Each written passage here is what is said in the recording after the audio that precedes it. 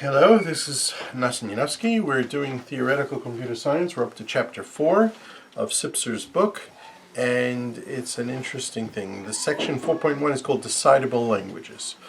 Okay, and what we're going to do today is go through a lot of examples of problems that computers can solve about computers. So we know a lot of things that computers can solve. We've dealt with that a lot.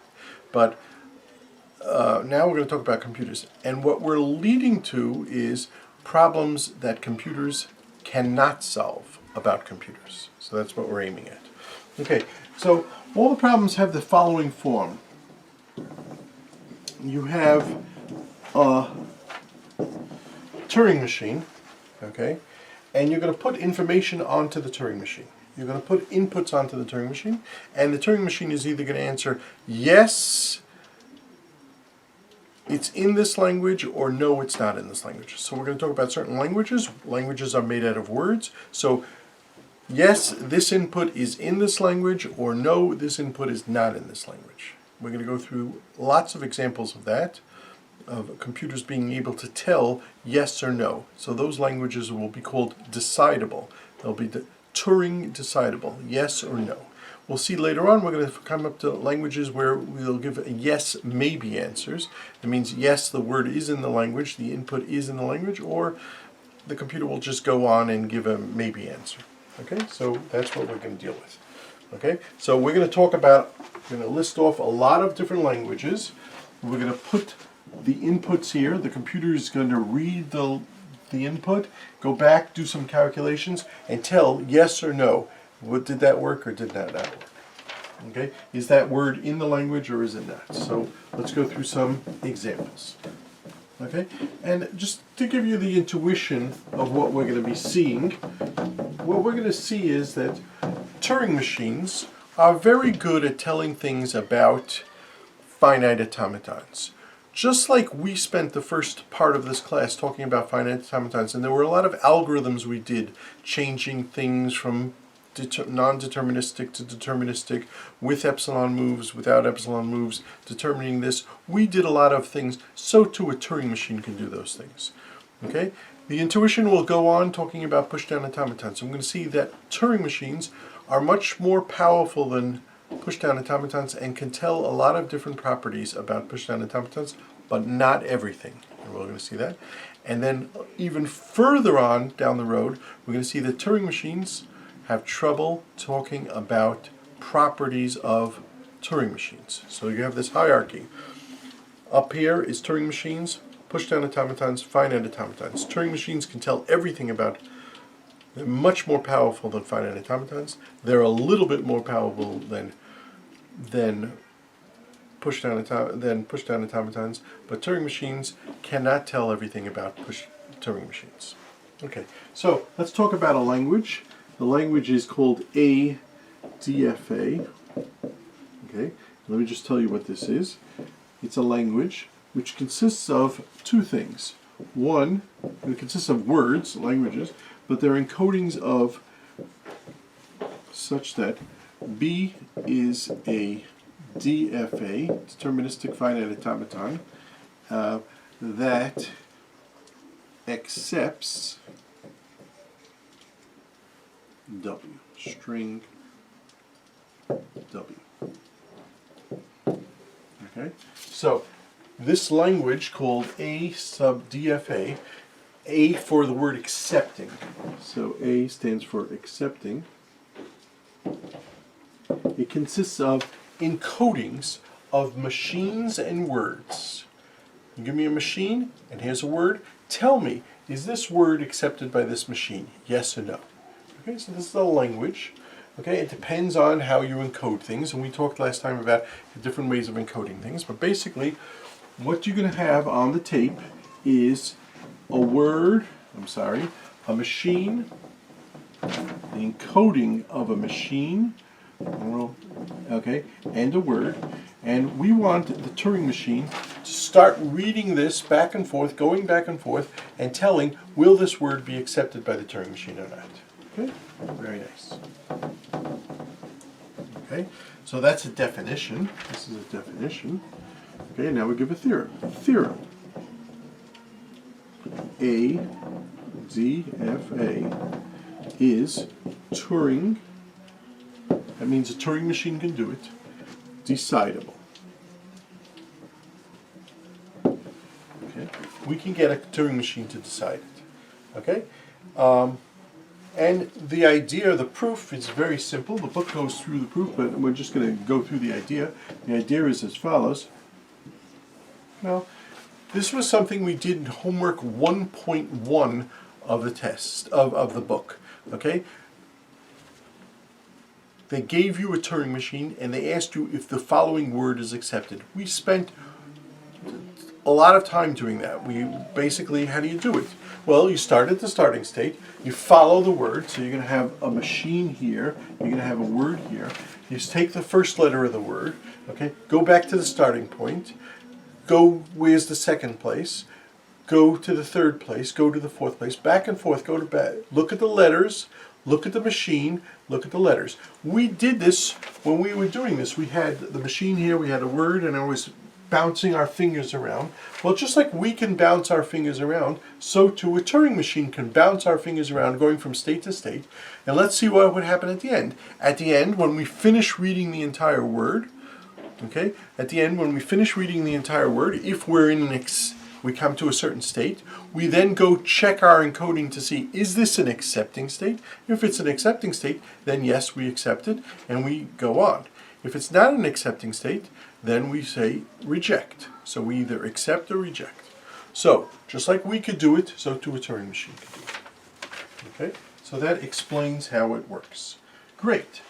Now let's move on. Let's find another language.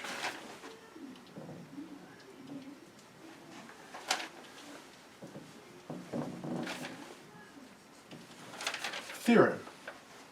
Okay, let's go through this. This is the definition. A sub NFA. A stands for accepting. NFA stands for a non-deterministic finite atomic time. B is an NFA that accepts string W. So we know what that means. Okay. Theorem A for accepting NFA. This language is Turing decidable. Okay. Okay, great. But we need a proof. Proof is very simple. This is two-step proof. Proof. Step 1. Convert the NFA to a DFA. Step 2. Okay, now, how do we convert an NFA to a DFA? We know how to do that. You take the power set of the set of all states, okay, and you make that into the new states. We've done that. We did it. We did it. Not only do we do it, it's a simple algorithm. It's so simple that even a computer can do it. Okay? We drew those big diagrams with all the power set of the states, and we said, okay, should it go here, should it go there? So too we can get a computer to do it. Step 2, simulate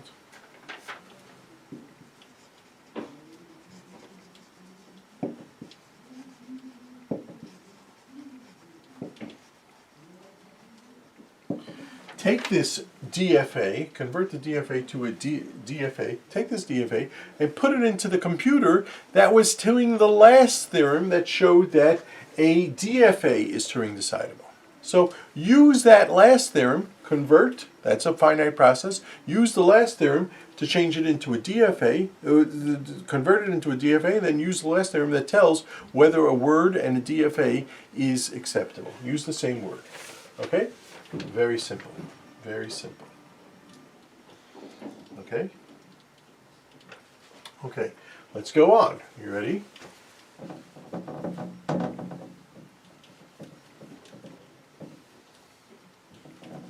Okay. Rex. A for accepting of Rex. What's a Rex? A regular expression. B is a regular expression. We know what that is. That's all from chapter 1. That describes string W.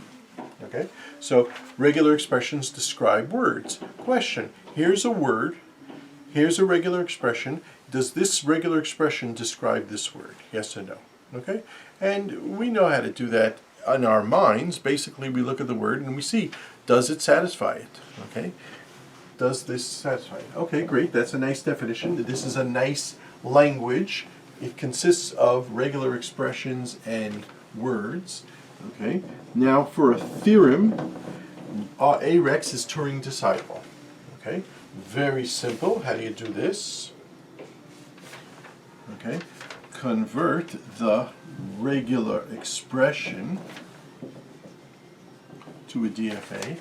We know how to do that. We spent a lot of time converting regular expressions. We even had test questions for that. Converting a regular expression into a DFA. Well, we know how to convert it into an NFA, and then we can convert that into a DFA, and then simulate like first theorem. We have a computer program that checks. So what are you going to do? You're going to take your regular expression, make it into a DFA, then take the word, leave the word alone, put them both on that original computer that we did 10 minutes ago, and see if it's accepted or not. Very nice. Okay, great. Okay. So that's the first three problems. Telling whether or not we had 4 definitions of what what a regular language is, and basically what we're saying is that regular languages, Turing machines can decide everything about regular languages, or Turing machines can decide if a word is accepted in a regular language. Okay, great. So now we have some more things about finite automatons. Okay, and we will deal with it in a second. Okay, here's another language. This language is called EDFA, E for empty. Okay, and this is the set of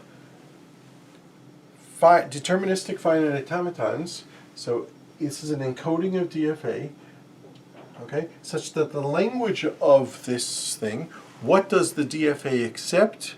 Answer, it accepts no words, the empty set. No words whatsoever. Okay, so here's a typical example of, here's a nice DFA. Okay, perfectly legitimate. It has a starting state, has letters. It's non-deterministic. I don't care, whatever. But if you look at it for a minute, you'll see that there's absolutely no word that's accepted by this language. Why? Okay, by the way, by this machine. Why is there no word accepted? There's no word accepted by this machine either. Okay, if you make that an accepting state also. Why? What's the problem with it? It's a legitimate machine. And the answer is because if you look at it, you will never get to an accepting state. There's no way in the world you could follow the arrows so that you can get to the accepting states. The accepting states are pointing there, the arrows pointing there, they're not going this way. So there's no way of getting it. Okay? So we have had many examples of finite automatons where there are words in it, but here's a nice finite automaton where there's no words. Okay? Now, you can see that very simply because you look and you see that there's no path from the starting place to an accepting state. Okay? Well, guess what? A computer can see that too. So it goes as follows. EDFA, empty DFA is Turing decidable. A computer can do that. In other words, if you put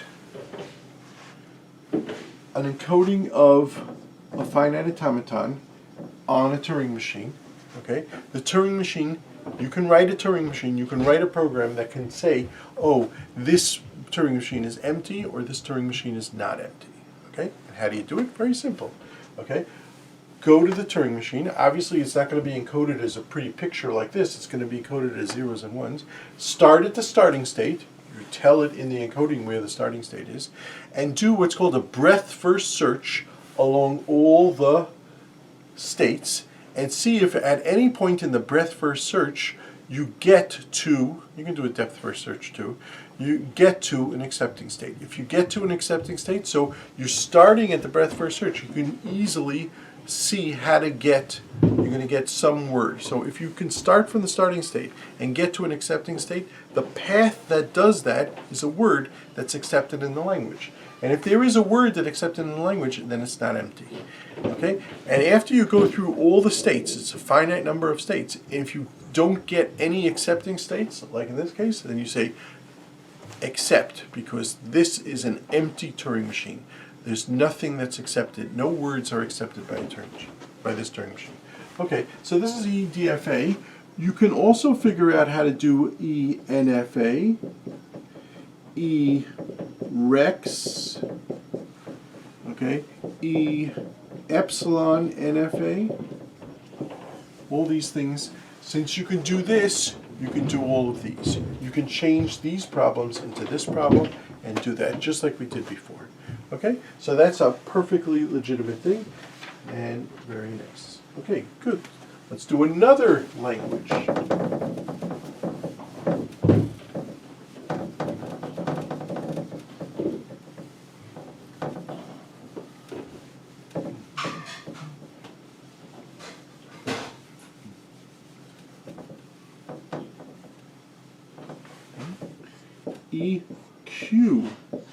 EQDFA.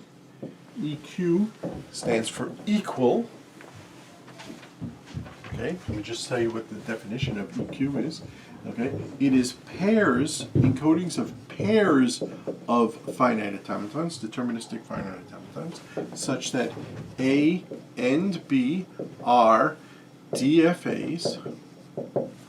Okay, and the language of A is equal to the language of B.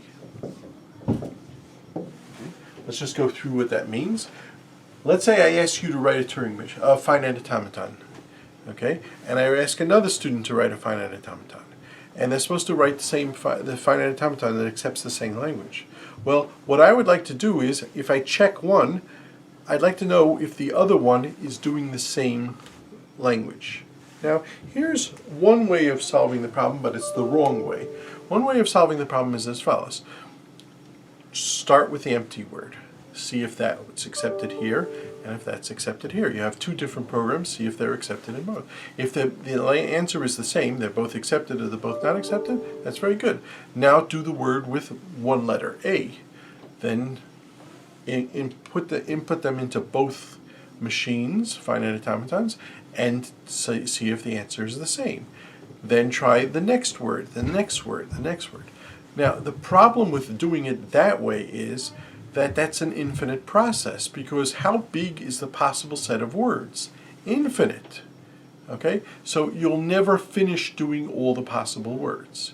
So that's not the right way. But again, what we're looking at is for every single possible input, okay, for every single possible input, see that if this is in an accepting state, then this is an accepting state. If this is in a rejecting state, then this is in a rejecting state.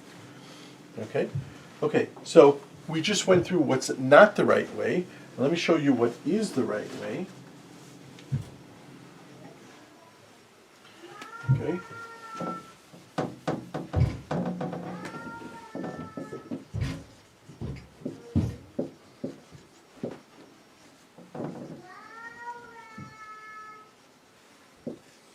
Okay, take your finite automatons A and B, okay, and construct another finite automaton called C.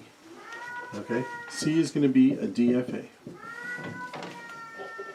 Okay, and we do it as follows. We construct C so that L of C is equal to L of A minus L of B, okay, union L of B minus L of A. Okay, let me say this another way.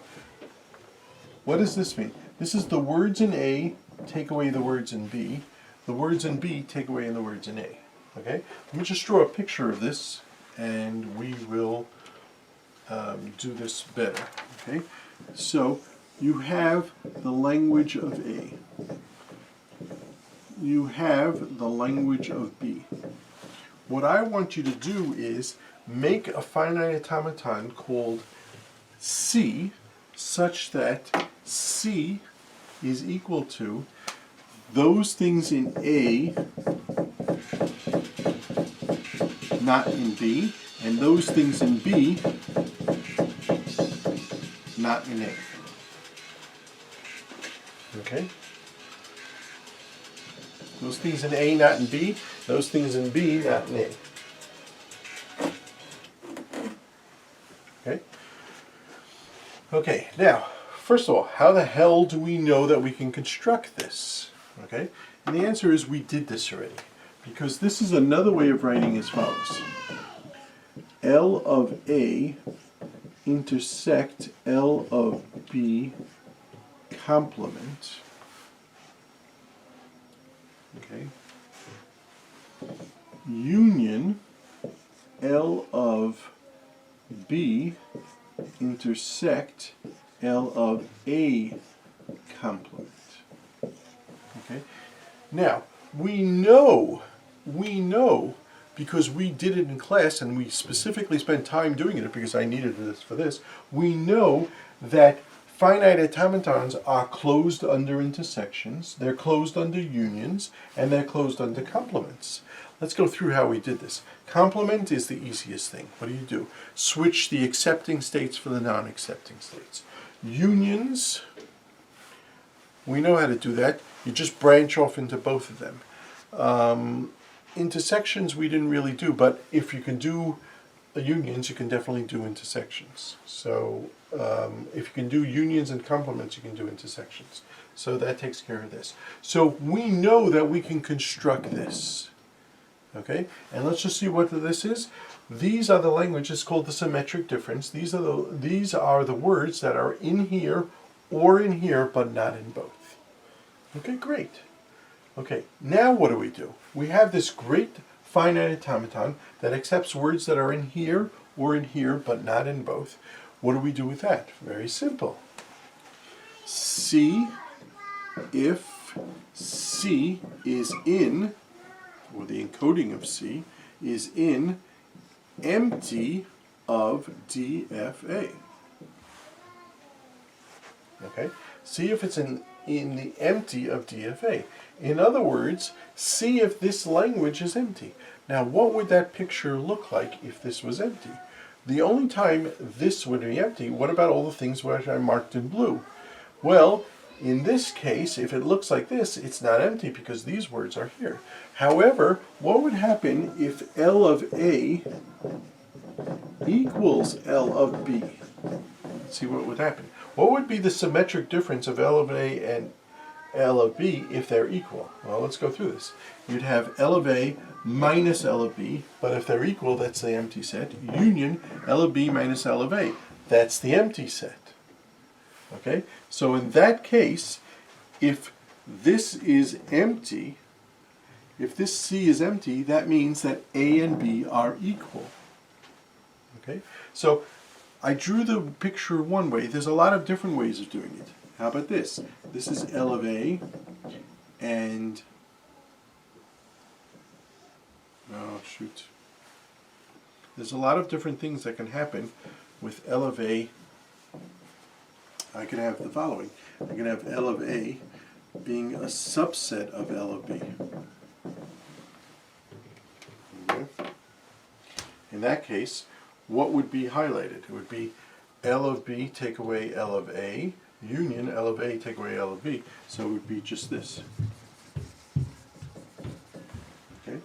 The point is, anytime you have any blue, they are not equal. Here, there's no blue, because they are equal.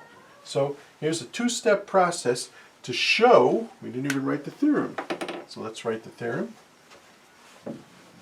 Not a lot of room on this board, but let's write the theorem.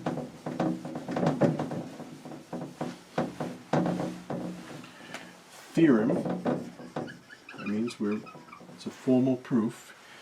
EQ DFA is Turing decidable.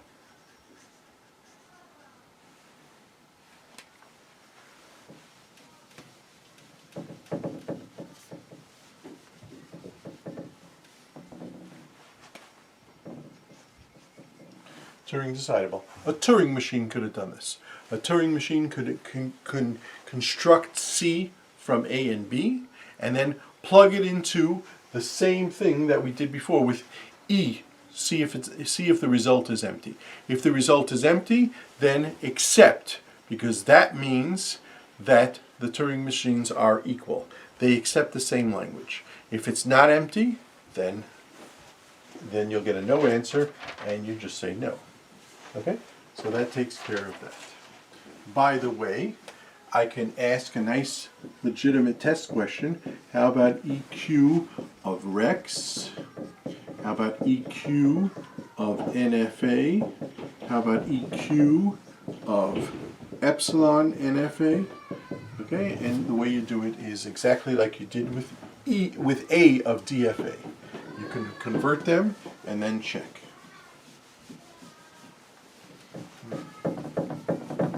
Okay, good. Anything more? No, that's it. That's it for DFAs. Okay? Now we move the conversation up. We now talk about push-down automatons. Question: what properties can be told about push-down automatons? Or context-free grammars.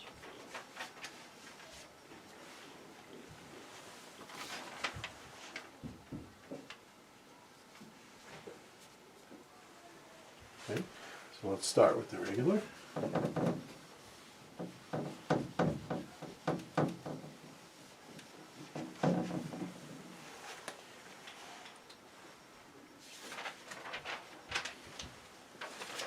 Definition: A of context-free grammars, okay, is equal to G is a grammar, W is a word, such that G is a context-free grammar that can generate string W. G is a context-free grammar. So A stands for accepting, just like before, but here we're talking about a grammar. We're given a bunch of rules, okay, and a word, and we want to know, is this Turing decidable or not? Okay, and you could almost guess the answer. The answer is yes, it is Turing decidable. Okay, so let's write this as a theorem, but let's go through what that means. It means if you put on a Turing machine a grammar, which is a bunch of rules and a bunch of variables and a bunch of terminals and a bunch of rules, most important one is the rules, and you put on a word, then the computer can determine if this word will be generated by this thing. And if you remember back to the beginning of chapter 2, these were one of the homework questions. These were some of the easier homework questions. Will this word be generated by this language, yes or no? Okay? Okay, so let's theorem. A of context-free grammar is Turing decidable. Decidable. Okay, and let's do the proof. The proof is as follows. Every context-free grammar is equivalent to a Chomsky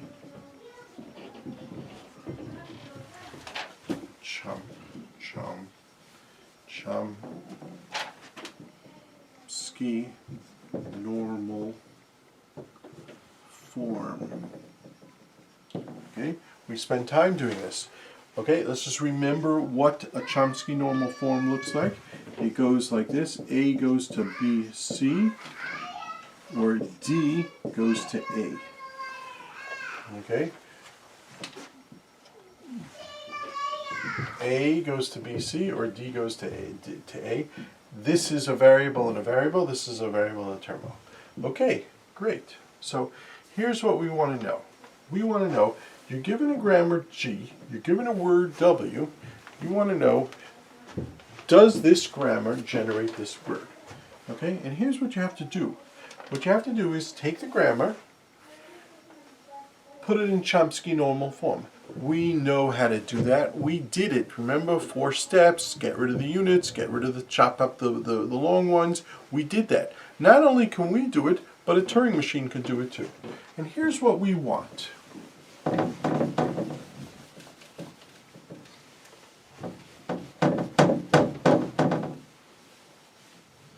We want to start with the starting state, and then try this rule, and then try that rule, and then try that rule, and then try that rule, etc., until finally we get to the word.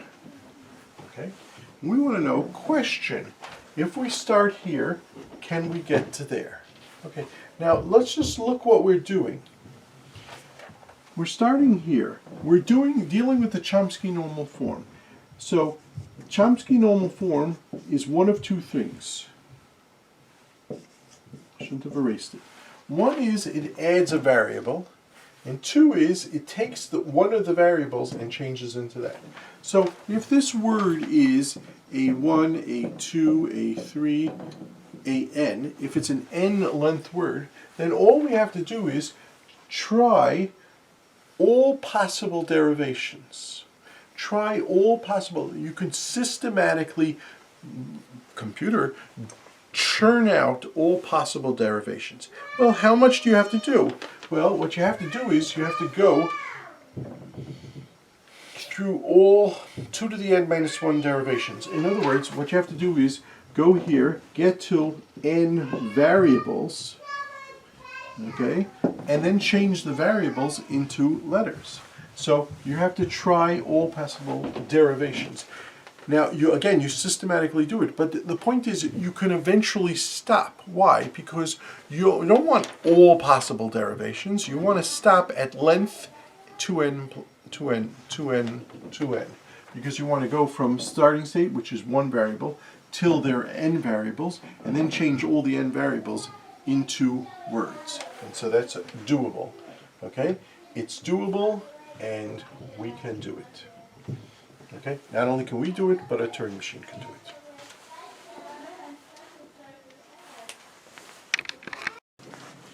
Okay. The next thing is, we did with accepting as of a context-free grammar, but the next thing is whether it's empty, whether the grammar produces no words. So we make the following language. E for empty, context-free grammar. It consists of encodings of grammars, and we say G is a context-free grammar and the language of G is empty. So it only gets in there if this grammar does not produce any words. Now, what do we mean by not producing any words? Well, you start off with the starting symbol, okay, and you generate a rule, and then you generate another rule, and you generate another rule. Well, if you can get all the way to only terminals, then you've generated a word, and you're not there. You're not empty. But if you can't generate a word, then your language is empty. Okay, so let me show you how to do this. First, let's just make a statement. So what it's going to be is you're going to put a grammar on the thing. The computer's going to manipulate this grammar, look into it, analyze it, okay, and come to a conclusion, accepting, which means that the grammar does not accept any words. It's an empty grammar. Or rejecting, which means some word is accepted. So look at the following, okay? Look, can I go from S to D to some word? Okay, we're going to do this a little bit. It seems backwards, but it's the right way to do it. What you do is you make checks by all the terminals.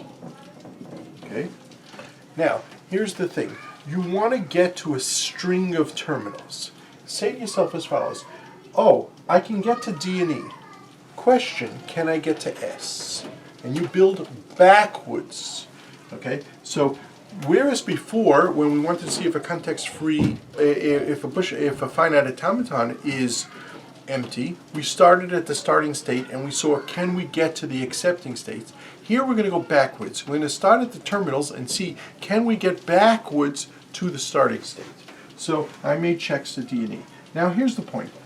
D and E I can get to. Conclusion, I can get to B. Great. Now I go back here. I can get to A and C because those are terminal.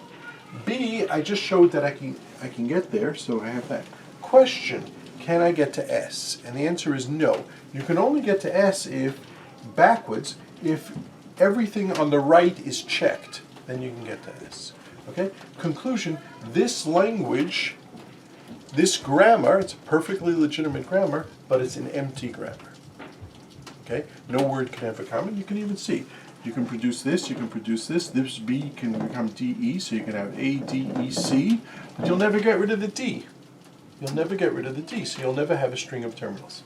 Let's do it for this example. Okay? Again, check off all the terminals. Here's what you do. Check off all the terminals.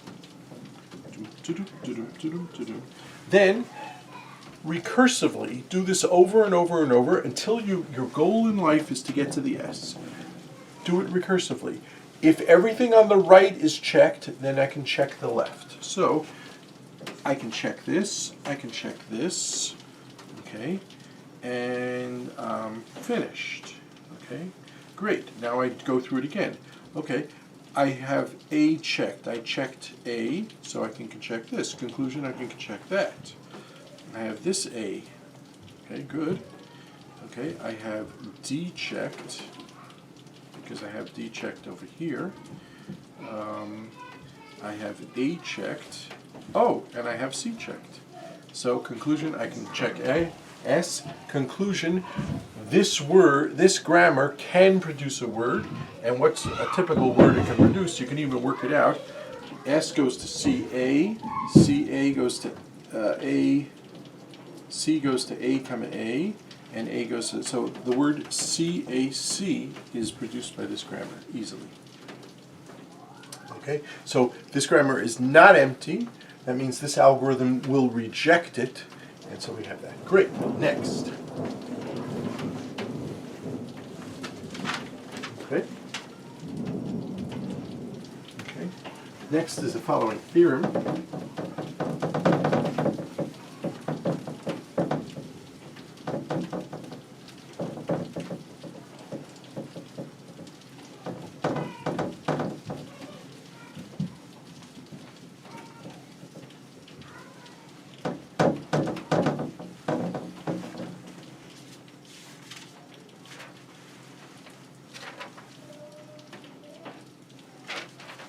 Theorem,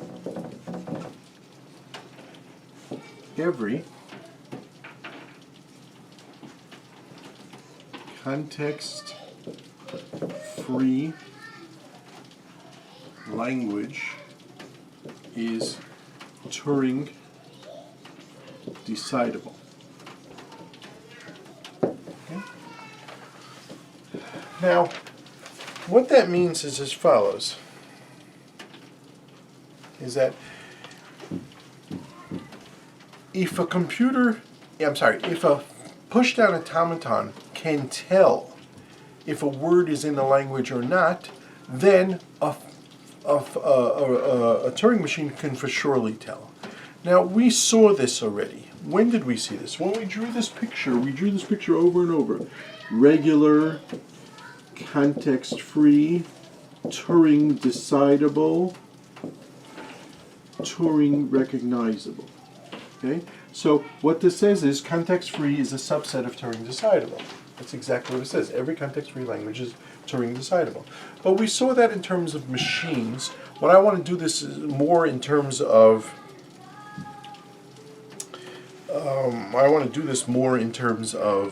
what we're dealing with today, namely, if I put a grammar here, it's a context-free grammar, then a Turing machine can decide what's in it and what's not. Okay, and so the idea is as follows.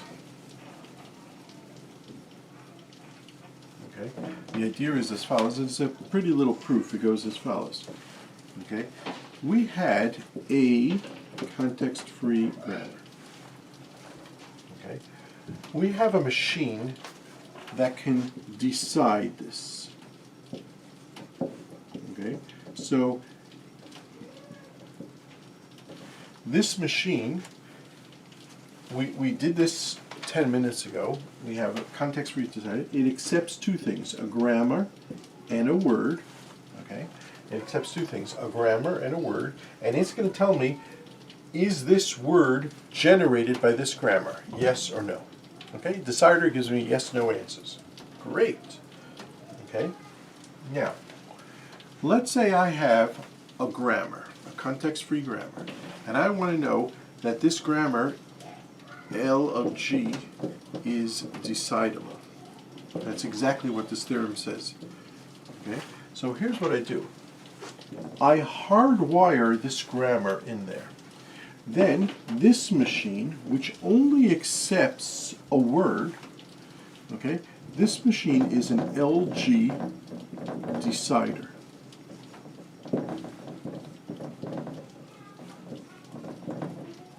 This machine is an LG decider. You plug in a word, and automatically it's going to check this. It's going to hardwire. This grammar is always, it's fixed, okay, and it's going to tell you a yes/no answer. So this machine shows that L of G is Turing decidable, okay, which we saw already over here.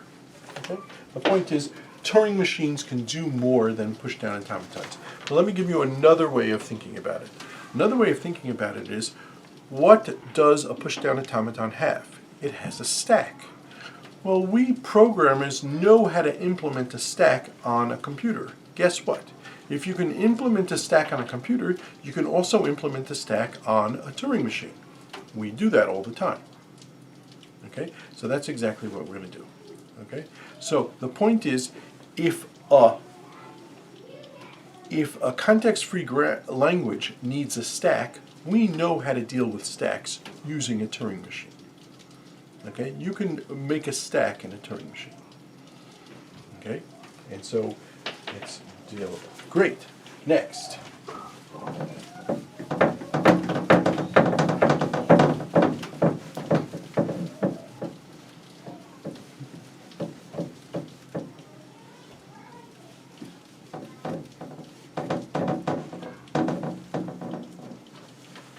Let's make a definition.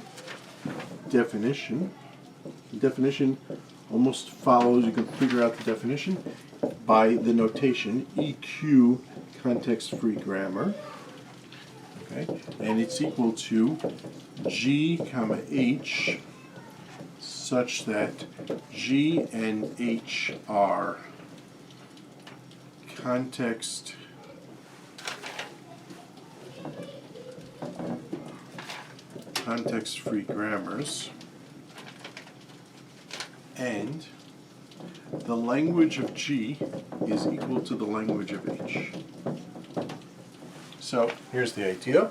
You want a computer to tell, given this grammar and given this grammar, tell if they both produce the same language. Okay? Now, one thing to do is try every word. But you can't try every word because there's an infinite number of words. So you're only allowed a finite process. Okay? Now, let's just go through.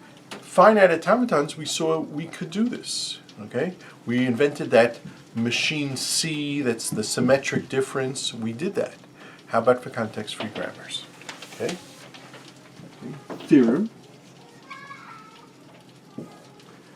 EQ, context-free grammars, is not Turing decidable. A computer cannot do it. A Turing machine cannot do it. And if a Turing machine cannot do it, nobody can do it. Now, no machine that I know of can do it. Now, I'd like to go through giving you, not the proof. The proof is a little bit harder, but the intuition. Okay? The intuition is as follows. You might say to yourself, hey, I'm going to give you a proof that's not really a proof, but it has a nice intuition. You know, I have two grammars. First of all, the obvious proof of generating a new push-down automaton that has the intersection, that has the symmetric difference, that's not going to work. Why? Because we saw context-free grammars is not closed under intersection. We went through that exactly to show this. So that proof won't work. Another proof you might say is, look, somehow simulate both machines at the same time. In other words, have a stack and another stack. One stack for G, one stack for H, and simulate both machines at one time. What's the problem with that? This is something we talked about before. A two-stack push-down automaton, every push-down automaton has one stack, but if you think of two stacks, well, you can do everything, we did this in class, with two stacks you can do everything a Turing machine can do. Okay? One stack and the other stack, you can do that with whatever a Turing machine can do. And the idea, the intuition is as follows. You have random access to your memory if you have two stacks. Here's what you do. You have your memory here. If you want to get someplace on the memory, just pop things off on top of the stack onto here until you get to the point where you want to do it and make your changes, and then pop back. Think of a slinky. A slinky going back and forth. You can get to any member of the slinky can be on top of the slinky, and you can manipulate it like that. Okay, so let's say that again. A machine with two stacks is not a finite automaton. It's as powerful as a Turing machine. And we're going to see next thing that Turing machines cannot tell a lot of things about Turing machines. So having two stacks is not very good for it. We're not good. We're not going to be able to tell every single answer. So great. So we dealt with context-free grammars. We dealt with push-down automatons, and we saw that Turing machines can do most of the things that Turing machines can determine most of the properties of finite automatons. We also saw with context-free grammars that Turing machines can tell most of the things about context-free grammars. Not all. Equal, it fails. Okay? Now we're going one step higher to Turing machines, and what we're going to see is Turing machines cannot tell a lot of properties about Turing machines. Okay? And we're up to section 4.2. Okay. Now, stop. Section 4.2 uses a method called diagonalization. We're going to go through this method very, very quickly because the main proof comes from diagonalization. But we're going to do it a little bit too quickly. The book is going to do it also, and our book is going to do it. But I want to tell you a place where you can see it very, very, very clear and very exact. Go to my videos in my webpage. Go to the video on discrete structures.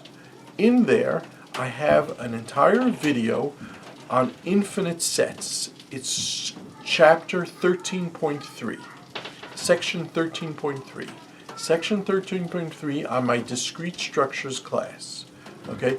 Go there and watch it. It's something you have to see in general. It's about sets and how big sets are and how sets are infinite sets and how big infinity is. Okay? In there's something called a diagonalization proof. You have to understand that diagonalization proof. We're going to do it here in section 4.2, but you should stop the video now and go do it on your own and see how to do it. Okay? See it in that other video and then come back here. Okay? Because that's an important idea. The idea we're going to show of how Turing machines cannot answer what Turing machines cannot deal with properties of Turing machines is what's called a self-referential diagonalization proof. So stop and do that. I'm going to fix up. Okay. Okay, great. Now we're up to section 4.2, and this is going to be stuff that beforehand we saw things that Turing machine could tell about other computers, namely finite automatons and push-down automatons. Now we're going to see what Turing machines can do about their own, what Turing machines can tell about Turing machines. Okay? But before that, we have to do a musical interlude and go to a totally different field and prove something else about different levels of infinity. Now, again, I'm not going to go through this because it's done in a few places. It's done in the booklet I gave you on chapter 4. It's done on the internet, on the YouTube video from my other class, Discrete Structures, section 13.3. It's done in my paradox class. It's done in different places, and it's done in the book. And the purpose of doing this musical interlude is to see this method of doing proofs, diagonalization method of doing proofs. Okay, and the idea is as follows. how do you tell two sets are the same size? So you have two sets, A and B. How do you tell if they're the same size? Answer, if there's an isomorphism in between them. If there's a one-to-one correspondence in between them. If there does not exist a one-to-one correspondence between them, that means they aren't the same size. Great.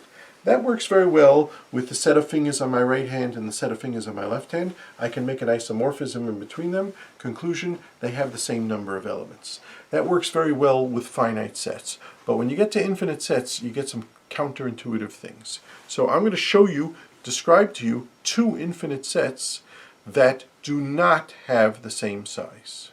Okay? They're both infinite, but they're not the same size. One is the natural numbers. Okay, and what's the natural numbers? 0, 1, 2, 3, ... And the other one is a subset of the real numbers from 0 to 1.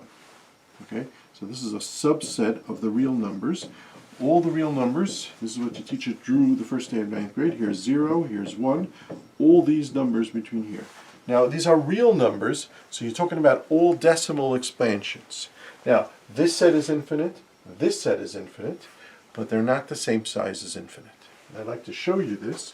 So there does not exist an isomorphism. In fact, this set is smaller than this set. Okay? Now, again, this is counterintuitive. What does it mean two sets are smaller when they're both infinite? And the answer is, well, there are different levels of infinity, and so we have to talk about it. Okay? Now, I'm going to prove that there does not exist such an isomorphism, because you might think that there does.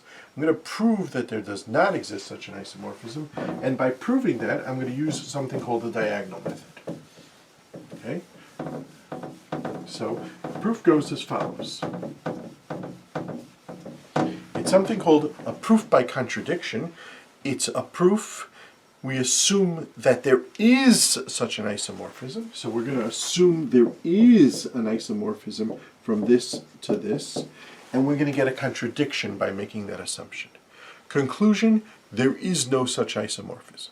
Okay, that's a proof by contradiction. If there was an isomorphism like that, there would be a contradiction. We can have contradictions in mathematics. We can't have contradictions in science. Conclusion, there is no such contradiction. Conclusion, it doesn't exist. And the idea goes as follows. Assume for a second that there is an isomorphism from here to here. I'm going to describe that isomorphism. Okay? I'm going to put the natural numbers here, and I'm going to put the numbers from 0 to 1 here, in this box. So let's do 0, 1, 2, 3, 4, 5, 6, 7, 8, ... Obviously, I can't list them all off, but I can show you a certain scheme of how they work. Okay, and here's going to be the numbers from 0 to 1. I'm going to tell you all these numbers start off as 0, okay, and I'm going to tell you what digit to put down. So let's see. Let's say I had such a scheme. So you might say 0 is going to correspond to the real number between 0 and 1, 0.58763 1112364. That's a real number between 0 and 1. Okay, again, there is no such isomorphism, but I'm assuming that there is some isomorphism, so I'm making up these numbers as I go along. 1 is going to correspond to 0.32417631724111. Okay. 2 is going to correspond to 0.50000000000000. All these go on forever and ever. Okay, but 0.5, that's a rational number. This set also contains rational numbers. Great. 3 is going to correspond to 0.72195124683. I'm getting bored of this. We'll do a few more. 4 is going to correspond to 0.666666666666, the number of the beast, multiplied many times. Okay, 2/3. Again, a rational number, doesn't bother me. Okay. 5 is going to correspond to 1, 2, 3, 4, 5, 6, 7, 8, 9, 0, 1, 2, 3, I don't know. Okay? And this list is going to go on forever and ever. Okay? Now this is a purported isomorphism between the natural numbers and every single real number, between 0 and 1. Okay, now I want to show you that this list is incomplete in the following sense. There are real numbers between 0 and 1 that are not going to be on this list. So if you claim this scheme matches these one-to-one correspondence, no, it's not true. There are going to be things in here that do not get matched onto there. Okay? You give me this potential correspondence, I'm going to show you things that fail it. Okay? So I'm going to show you a number that's not going to be on your list. Okay? The number I'm going to call is D. D for diagonal. Okay? And it goes as follows. Okay, but one second, I have to make a little bit of an addition here. I have to tell you the digits, the number of the names of the digits over here. So I'm going to call this the 0th digit, the first digit, the second digit, the third digit, fourth digit, fifth digit, sixth digit, seventh digit, eighth digit, ninth digit, 10th digit, 11th digit, 12th digit, etc., etc. Okay, I just need those digits. Okay, great. So let me show you this new number that's not on this list. You see this? This is a 5. Okay. D, the number that's not on this list, is going to start, it's going to be 0 point something, okay, because this is a real number between 0 and 1. So it's going to be 0.8. Okay. I didn't finish writing the number, but the main point I could tell you is here it starts 0.5, here it starts 0.8. So I can tell you one thing. It's not the 0th digit on your list. Okay, so we're going to write an 8 over here. Okay, great. Next, what's the next digit of this number? Well, here you have a 2. I'm looking at the first number, the first position. I'm going to make it 6. Okay, I don't care what. I have 9 choices to make it. It can be a 1, a 3, a 4, a 5, a 6, a 7, a 8, a 9, a 0. It just can't be a 2. So it's 8, 6. Okay, I'm sorry, this pen is dead, so we're gonna retire it. Okay. Next, the second number, the second digit, is a 0. I'm going to choose something else besides 0. How about 4? 4.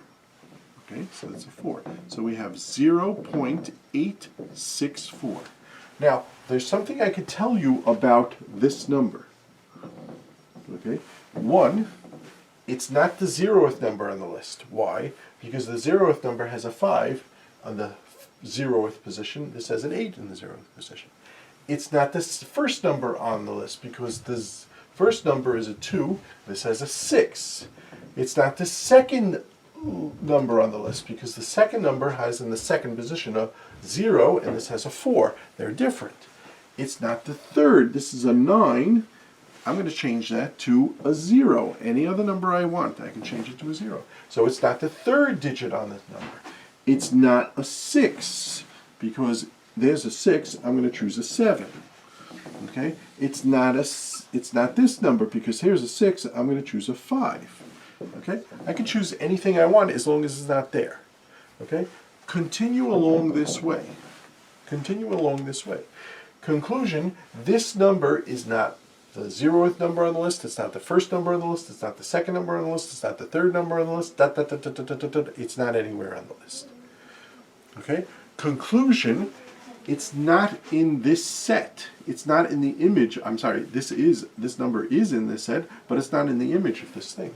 It's not in the one-to-one correspondence. Okay? It is not on the one-to-one correspondence. Now you might say, you might argue with me, and you say, you know what? This list has all the numbers, and I'll tell you, it's in here somewhere. Yeah, I'm a nice guy. I'm going to listen to you. So I'm going to say to you, oh yeah, where is it? What number does it correspond to? So you might say 728. This number listed off is the 728th digit. Okay? Look, if you claim that this is a listing of all the real numbers between 0 and 1, then it's got to be here also. So it's got to be here. So it might be something like this: 0.86407 5, dot, dot, dot, dot, dot, dot, dot, dot, dot. Okay? Okay. So again, if you claim that this number is on your list, you're going to have a problem, because I'm going to ask you the following question. Okay? If you claim this number is the 728th number, let me ask you a question. What is the 728th digit of this number? Dot, dot, dot. 728th digit of this number. Okay? And if you said the number 3, then guess what? Guess what? I would choose something different than 3 here, and so I would get a 7 over there. I would get a 7 over there. Okay? Conclusion, this number is different than the 728th number. It is different than the 7th because we chose this number to be different than every single number on the list. Okay? Conclusion, it's not on this list. Conclusion, this set does not contain, this isomorphism does not contain every single element. Conclusion, this set is larger than this set. Okay? Think of a classroom. If you have less students than you have seats in the class, then you're going to have empty chairs. Okay? In other words, when you sit down in a classroom, you're choosing a chair. You're making a correspondence between the set of students and the set of occupied chairs. Not the set of all chairs, because you're going to have empty chairs. Conclusion, you're going to have empty chairs, no matter how you set it up. If there are more chairs than students, you're going to have empty chairs. Now, you can mix them up again and try to get them a different way, but you're always going to have empty chairs. So too here. You're trying to make a correspondence between this set and this set, but it's not going to work because there's going to be empty chairs. There's going to be numbers that are not on this listing. That's what we have. Okay? Okay, now this method of proof is called diagonalization. You diagonalize, you change the 0th number at the 0th position. You change the first number by the first position. You change the second number by the second position. You change the third number by the third position, etc., etc. Okay, great. Okay, we're going to use it. Now this was done in the 1880s, 1890s by a guy named George Cantor. Okay, and it has been reused many, many times since. Okay, the idea has been reused many, many times since. And Turing understood this. Okay, he understood this method, and he said, "Let me do something similar." And he did something very similar, which we're going to see about Turing machines. Okay, he invented Turing machines, and he proved an amazing theorem based on this. Okay, great. So let's do this.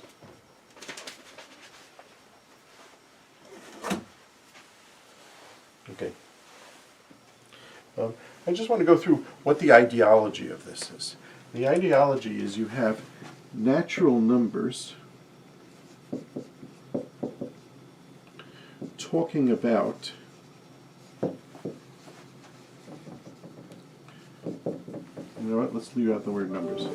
You have numbers talking about numbers. You have the numbers, the natural numbers, trying to talk about all the rational numbers, all the digits of the rational numbers. Okay? And you have some type of problem with this. This is called a self-referential paradox. This is a paradox about things that deal with their own things, deal with themselves. You get into trouble. Let's do another one. The sentence, "This sentence is false," is an English sentence, and if it's true that this sentence is false, then it's false. And if it's false that this sentence is false, it's true. So you get a contradiction. So again, the sentence, "This sentence is false," is true if and only if it's false. It's false if and only if it's true. Okay? You get into big trouble with this sentence. Okay? What's that about? That's about English sentences. You could say, an English sentence says, "This whiteboard is white, this marker is black," but English sentences can also talk about sentences.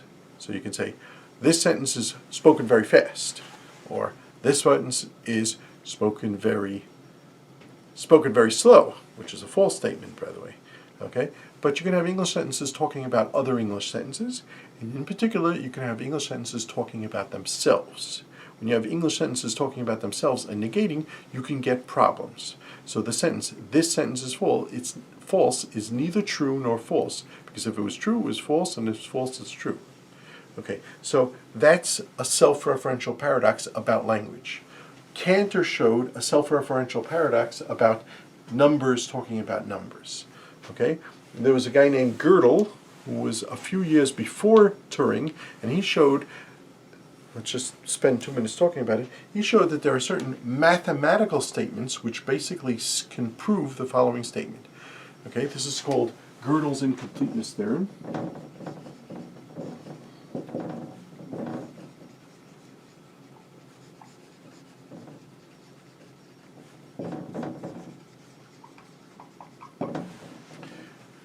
He showed that there are mathematical statements which basically say, you can write them out as a mathematical formula which say, I am unprovable. Not that I am false. That we saw with language. And that's definitely an easy example of something in math. Okay, but I am unprovable. Now think what that says. It says, if it's true that it's unprovable, then it won't be provable. And if it's, okay, so what this shows, and again, this is a musical interlude, we're going to get into the core of the subject. One might think that what's true is what's provable. Okay? But what Gödel showed was there are true things, and then there's a subset of provable. Not everything true is provable. Okay? And a typical thing that's true but not provable, or not a typical, but something that Gödel found that was true but not provable is G. Okay? G is over here, and this G statement, G says, it's a mathematical statement that says G is not provable. Okay? And a sentence that's not, this sentence, G, which says about itself, I am not provable, okay? It is true, so it is true, and therefore, because it's true, it's not provable. So it's not in here, it's there. Okay? Now you might say, oh, maybe the sentence is false. Well, if it is false, then then it is provable, but how could you prove a false statement? You can't prove a false statement. Okay, so again, what Gödel showed, let's go through this again. There's a sentence, I am unprovable. That's language talking about language. Cantor showed that numbers can talk about numbers. Very good. Gödel showed that mathematics can talk about mathematics. There's some problem there. You're going to have its discrepancy between true and provable statements. It's not really a problem. It's a fact. There are more true statements than there are provable statements. Okay? But we're not interested in that. What we're interested in is Mr. Turing. And what Mr. Turing showed was there are certain programs that cannot be done by a computer. Okay, and that's what we're here for, to show. Okay, so we're going to get this self-referential paradox. Okay, let's follow the notes. Okay, so now we're going to have computers talking about computers. And when I say computers, I mean full-fledged computers. No more finite automatons, no more push-down automatons. We're talking about Turing machines talking about Turing machines. Speaking of Turing machines talking about Turing machines, let's make a definition. ATM. You know what that is? This is the encodings of machines, Turing machines, and words, such that M is a Turing machine. We know what a Turing machine is. And W is accepted by M.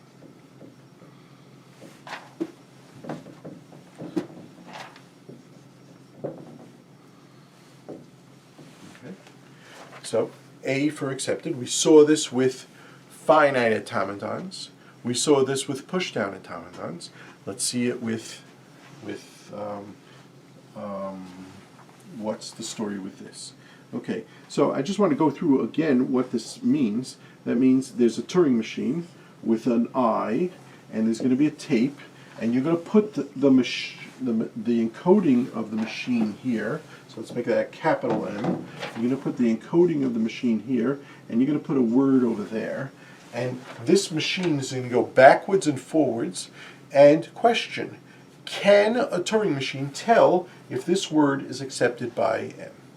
Okay, so we have to make a theorem. Theorem ATM is Turing recognizable. Okay. Let's remember what Turing recognizable is. It means it's not as good as Turing decidable. Okay? The Turing machine cannot tell yes or no. We didn't show that yet. We just said it's Turing recognizable. Turing recognizable means it can, if the word's in there, it might be able to tell, but it might go on for a very long time. It's a yes, maybe answer. Okay? But you won't necessarily have a no answer, yes, no answer. Okay? We're going to get into this very, very, okay. Okay, you're going to get into this very, very soon. Okay, so let's go through the proof. How does it work? Okay. By the way, I didn't say, so here's something like Q42. I didn't say it's not Turing decidable, but I'll tell you now, it's not Turing decidable. But we'll figure that out in a second. Okay, so let's go through the proof. Proof is very simple. Ready? Simulate M on W. Exactly how you would do it. If I gave you a Turing machine and I gave you a word, what would you do? Well, you'd see how's it going. You'd trace the program. You'd look through the word and the state and the word and the state and the rule and the word and the state and the rule. You'd go back and forth between the rules of the Turing machine and the letters of the word, and you'd go back and forth and see what state you're in. Maybe you'd keep a piece of paper on the side and write down what state you're in, and you do this back and forth until you get the right answer. Now, if you land in an accepting state, what do? Your simulation's got to an accepting state. You say, yippee, I got it accepted. If you land in a rejecting state, you write, no, this word is not in the language. But what else could happen besides accepting and rejecting? What can happen is the computer can go into an infinite loop. If the computer goes into an infinite loop,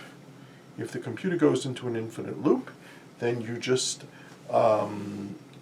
keep on doing the simulation. You won't be able to give an answer. So again, you could give a yes answer, you could give a no answer, but you can also give an infinite loop answer.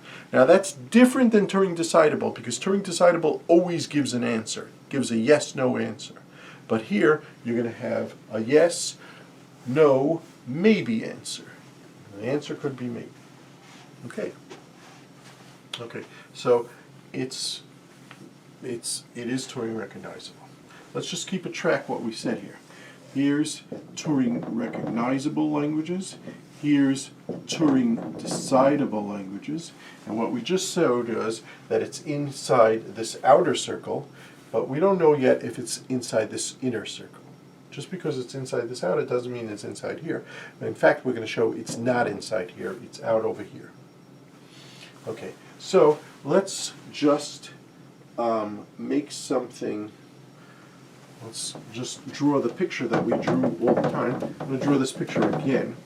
But we drew the following picture every day of class. So let's draw it again, because it's a very important picture, and we're going to have a very important theorem. Okay. So let's start from the regular. We do this every day. Your alphabet, that's a finite set. Your set of words, that's countably infinite. Your power set of the set of words, that's uncountably infinite. Okay?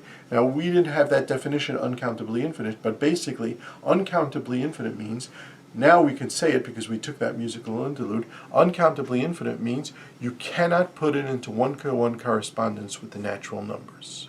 Okay? So, sigma star, that you can put into one-to-one correspondence with the natural numbers. You could talk about the first word, the second word, the third word, the fourth word, the fifth word, the sixth word, etc., etc.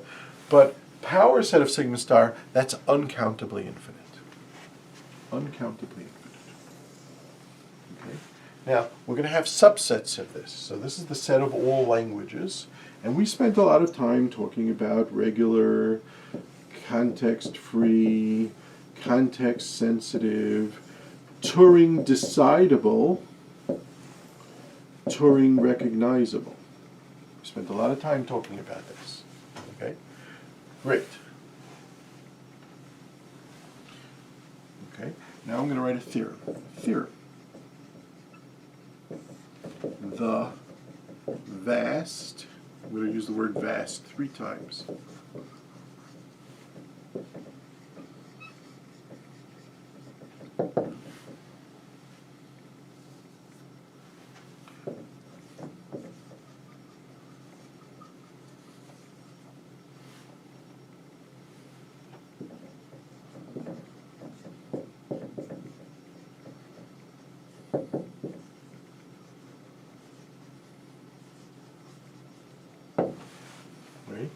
The vast, vast, vast majority of languages are not Turing recognizable. Okay? Now, this is a shocking thing, because what it says is as follows. If you're in graduate school now, or you've spent 15 years of your life going to school learning all the amazing things that computers can do. But if you look at this properly from the set of problems, what problems computers can solve and what problems computers cannot solve, what this says is the vast, vast, vast majority of languages are not even Turing recognizable. That means they're out here. Okay? Okay? And the proof is a counting proof.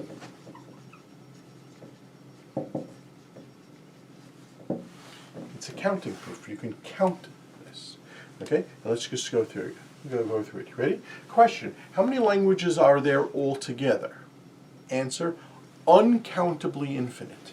Like the set of real numbers like the set of real numbers, or the set 0, 1. Uncountably infinite. Okay? In other words, you can't even begin to count them. In contrast, how many languages are Turing recognizable? Answer. Well, what does it mean for a language to be Turing recognizable? That means that you can write some Turing machine, you can write some program that can recognize it. Okay? Question. How many programs are there? How many computer programs are there? Well, let's forget about Turing machines. How many C programs are there? Now take any C program in the world that you want, save it on a disk or save it in a memory chip. Question. Think of that. How is it saved in a memory chip? It's saved as a bunch of zeros and ones. Think of those zeros and ones as a binary number. So what do you have? Every single C program is a binary number. Every single number is a binary, every single program is a binary number. So you're going to have how many computer programs are there? Answer. Natural numbers. The natural numbers is an upper bound. Okay, so count. This is a counting proof. Number of languages uncountably infinite. Number of Turing recognizable languages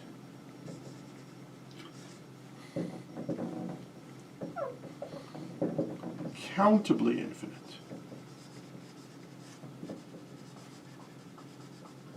Okay.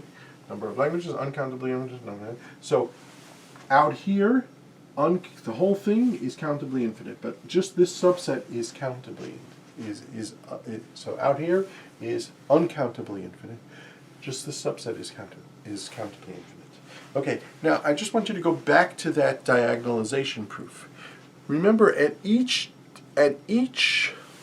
number, I had to change it into one of 9 other numbers. So if there was a 6 there, I could have changed it to a 0, 1, 2, 3, 4, 5, 7, 8, 9. Okay? Any of those numbers would help me find that D number that's not on your list. Okay? So, which means how much more then the countable list, so we showed you one number that's on that list, but I could have shown you 9 other numbers that are on that list. For the first digit, I could have shown you, for the second digit, 9 other numbers. I could have chose 9 other numbers. For the third digit, I could have chose 9 other numbers. Any one of them would have satisfied me in showing you that that D is not on your list. Conclusion: there are 9 times 9 times 9 times 9 times 9 times 9 more uncountable more numbers D that are not on the list than are on the list. Okay? Same thing here. There are more, that's why I use the word vast, vast, vast. There are 9 times 9 times 9 times 9, forever and ever, that more of those things outside than there are inside. Okay? Inside is just countably infinite. Outside is uncountably infinite. There are vastly more numbers that are uncountably infinite than infinite. Which means that this diagram is not really to size. Okay? If I was really to do this in size, it would be something like this. This would be the outer, and this little thing, and that would be Turing recognizable. Okay, that's not really true. Okay, but it's almost impossible to see. Okay. Okay, let me just give you a little bit of math background. Take the first day of 9th grade, your teacher drew this line. Okay, so that's the real numbers. Okay. Question: if I take a dart, an infinitesimal dart, and I throw it at this line, and it's going to land on the line, what's the chances of it landing on a natural number? Okay, the natural numbers sit on this line, but what's the chances of it sitting on it? And the answer is the probability 0. With probability 0 not going to land on a natural number. There are so many vastly other numbers that it could land on that it's probably not going to land on a whole number or a whole positive number. Okay? Same thing here. If I threw a random dart, the chances of it landing in any of these things are essentially 0. Okay? It will not land in any of these things. It will probably land on a language that is unrecognizable, that is not Turing recognizable. Okay, so we started off this class asking the following questions. What can be computed and what cannot be computed? Okay, and what we saw just now is the vast, vast, vast majority of problems cannot be computed. We obviously do not focus on those problems. We focus on what can be computed. We tell you how to program this and how to program that. But the vast, vast majority of things cannot be computed. Okay, great. Now, that takes care of this. Okay, now let's get back to what I just showed you.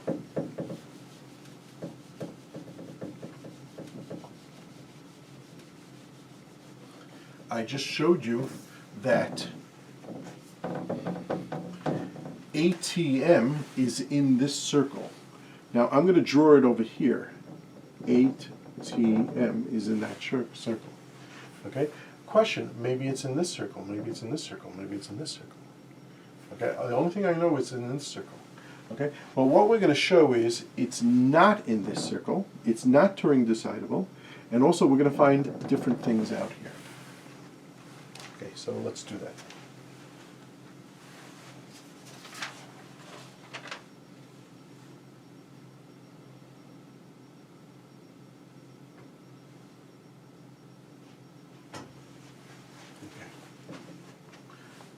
We're going to come back. I can't waste the space on this, but we will come back to that.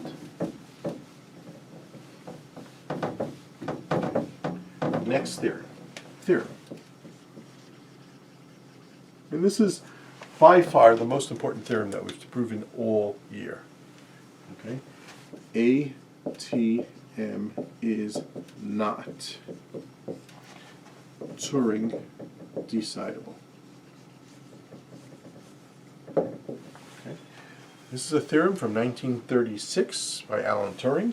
He didn't use that language, but we're going to do that language. Okay, I'm going to prove it in 3 different ways. Okay, or I'm going to prove it, semi-prove it in 3 different ways, because it's such an important theorem and you have to see it very clearly. Okay, so the first way I'm going to say is intuition. I'm just going to give you an intuition of why it's not true. Okay, and the intuition goes back to a man named Bill Gates. Bill Gates has a company called Microsoft. He has 35,000 of the most intelligent computer scientists working on it. Bill Gates would love to have a program that solves the halting problem, that solves this problem, okay? Because what he would do is he would take every single product that he puts out for Microsoft, he would put it through this machine, okay, and he would make sure that this machine does not let any Microsoft product go into an infinite loop. Okay? Now Bill Gates does not do that. Why? Not because he doesn't want to, not because he can't afford it, not because he doesn't have enough intelligent people working for him. He doesn't have it because he doesn't have it because it can't be done. No matter how intelligent you are, you're not going to be able to write a Turing machine that's going to solve this problem in a positive or negative way. Yes, the Turing machine can simulate it, but it won't give you a yes-no answer. So that's an intuition. Now, that's not a proof. Just because we didn't prove it, we didn't solve a problem, doesn't mean a problem's unsolvable. We're going to do that in the other 2 ways also. Okay, great.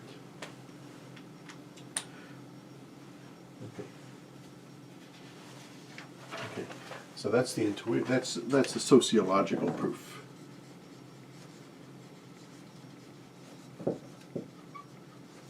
If Bill Gates can't do it, then it can't be done.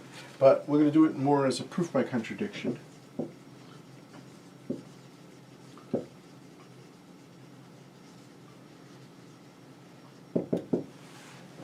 Proof by contradiction, and we're going to here. This is going to be an exact proof. Okay, so let's say you had an ATM decider. Okay, so what's going to come in here is a machine and a word, and what's going to come out here is a yes or a no answer. Now, proof by contradiction is what? It's a proof. I assume that something, I want to show something is true, I assume it's false, okay, and I get a contradiction. So I say ATM is not Turing decidable. I'm going to assume that such a thing does exist, and I'm going to get a contradiction. So assume such a thing exists. We might write this as follows. This thing as follows. There's a function called h. H accepts, okay, a machine and a word. I'm just doing the same thing, okay, and it outputs accept or reject, okay, one of those 2 things. It accepts if M accepts W, if M rejects W or goes into an infinite loop. Okay? So this function is going to accept a machine and a word, and if this word is accepted by this machine, it's going to say yippee, go into Q accept. Okay? Otherwise, it's going to reject if M rejects W or goes into an infinite loop. One of those 2 things. Okay? So we're going to assume such a machine exists. Okay? Now, what I want to do is I want to use this machine in an interesting way. Okay? I'm going to show you this this is like a formal way, but I want to show you the picture too. Okay, let's do it.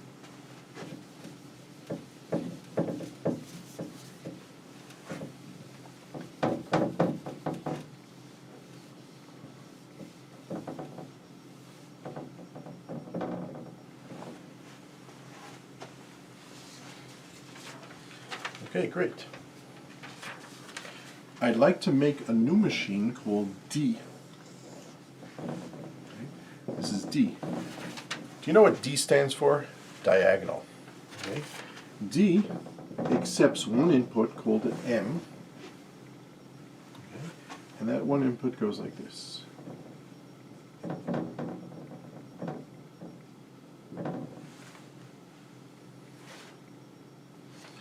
I'm just going to switch that for an M.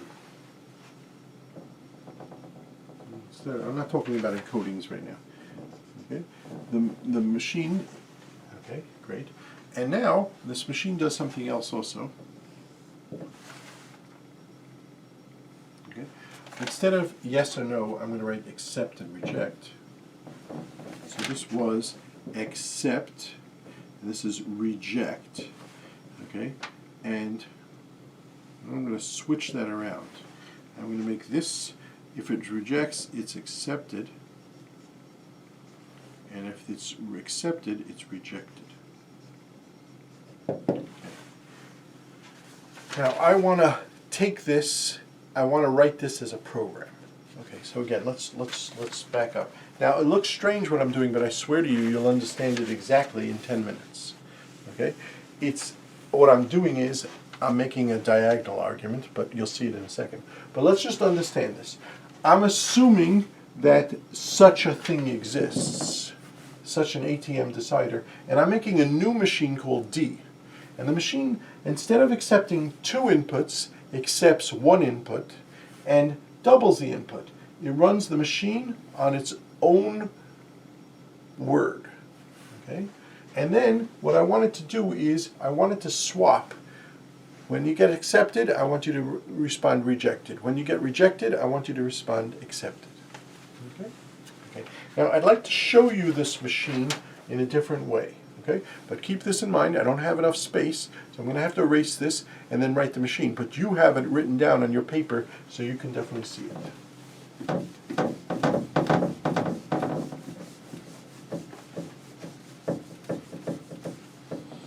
Okay? So here's the machine D. Here's the algorithm D. On input, this is from Sipser, so there's nothing, I'm not doing anything original here. But of course, this is all goes back to Alan Turing. On input M, 1. Okay. Run, that means execute. H, that's the program that we had before. H gives out, okay. On, okay. Not just an encoding of the machine, but an encoding of the machine and an encoding of the machine as a word. Now hold on right there. What does that mean? Well, look, I can put in any word whatsoever into this machine, but I want the word that encodes itself. Here's where self-reference goes in. Okay? Remember, English language can talk about itself.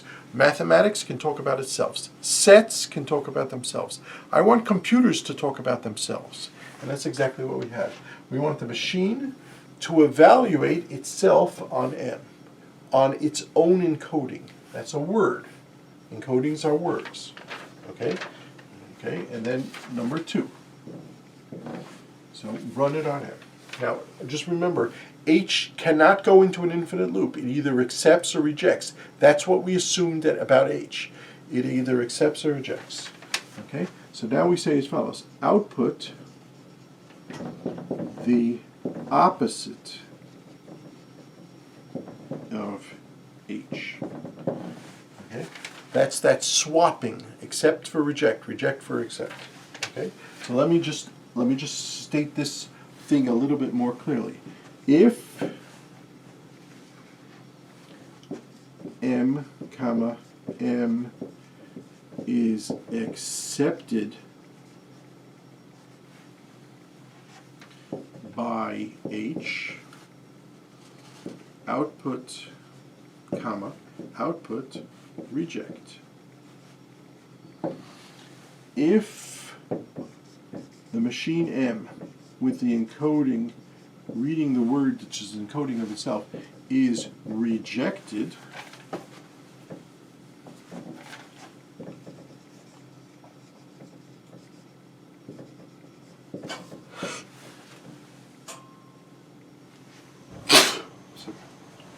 output accept. Okay? Now that's exactly what the diagram I just did does. Okay, you run it, you take the input, you run it on itself, okay, and you output the exact opposite. This is a program called D. Okay, I want to write. I told you this is the most important theorem we did all semester, so I'm going to do this very, very carefully, and you really have to understand this D very, very carefully.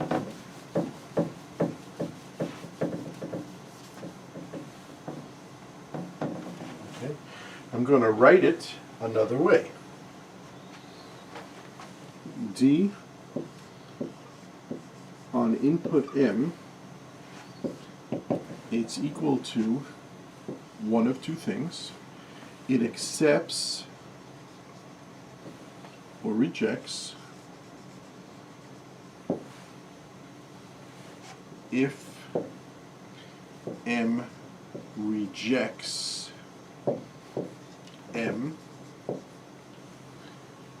if M, I told you it swaps, accepts, rejects, if M accepts M.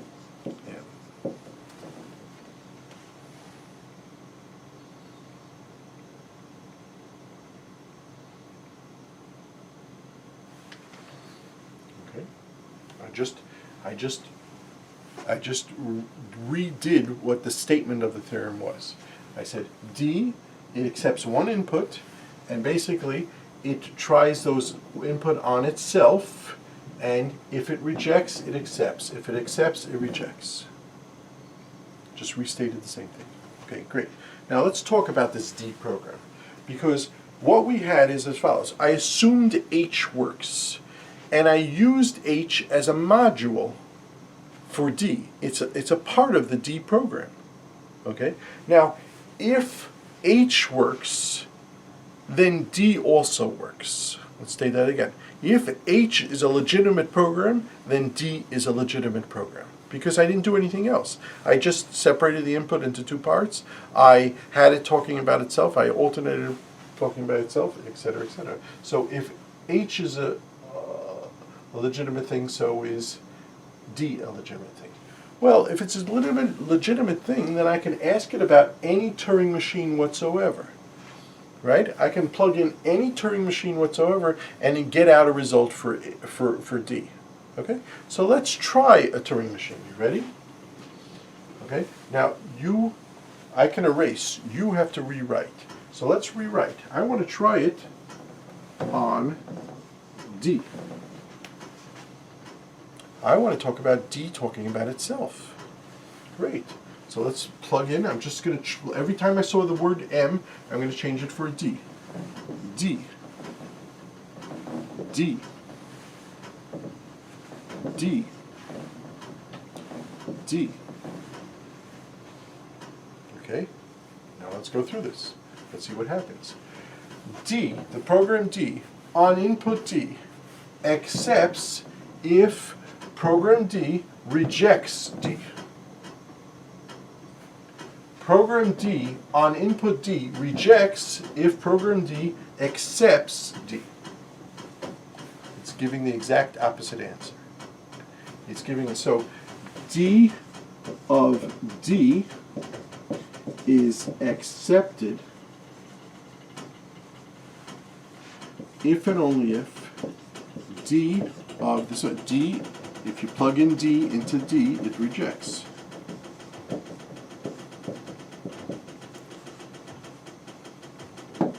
That, my friends, is a contradiction. How could something be accepted if it's rejected? Can't happen. Accepted, rejected, rejected, accepted. That's like true if and only if it's not true. If it's true, it's false, it's false, it's true, it's true, it's false, it's false, it's true. That's a contradiction. We can't have contradictions in computer science. Okay? Okay. So, conclusion, D cannot exist. Well, why can't D exist? I built it out of your H in a perfectly legitimate way. And the answer is D cannot exist. D cannot exist, and the assumption that H exists is wrong. Okay? That's a proof by contradiction. The assumption that H exists, D doesn't exist because computers don't make contradictions like this. D does not exist. Therefore, H does not exist. Okay? There is no way in the world you're going to get a program H which tells you if something is accepted and or rejected. No way in the world. The halting problem is unsolvable. Okay? Okay, now, if I was teaching this in a regular class, I'd repeat this 3 times. I would go through it over again. I would go through it. I wouldn't have erased anything. I would go through it 3 times each time. I don't, but you have this on YouTube, so you can rewind and rewatch, because you're going to have to rewatch this at least 3 times to get this. And I'm going to explain it in a totally different way in 1 second also. So go back, rewatch, rewatch, and rewatch. Okay? Great.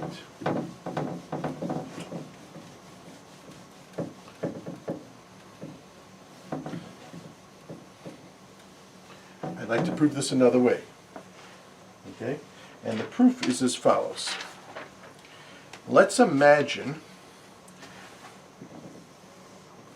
that you have a program called H. And H takes 2 inputs. M1, M2, M3, M4, maybe I should have done M0, M5, M6, dot, dot, dot, dot, dot. Okay? And it also accepts words, but I'm going to write the words as encodings of M1,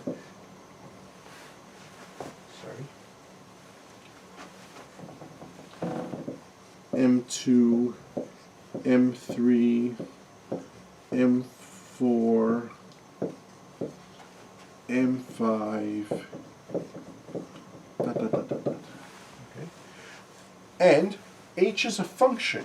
It takes an input here and an input here. It takes a machine and a word, and it gives you accepting or rejecting. So let's write it. Let's say M1 accepts this, rejects this, accepts this, accepts this.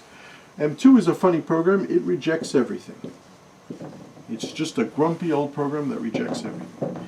M3 accepts some and rejects some. M4 accepts everything. Why not? M5 rejects everything. Hey, we had that before, but hell, what's the difference? M6 rejects most, but not all. Etc., etc. Okay? Great. I'd like to now show you what D does, because D does something very interesting.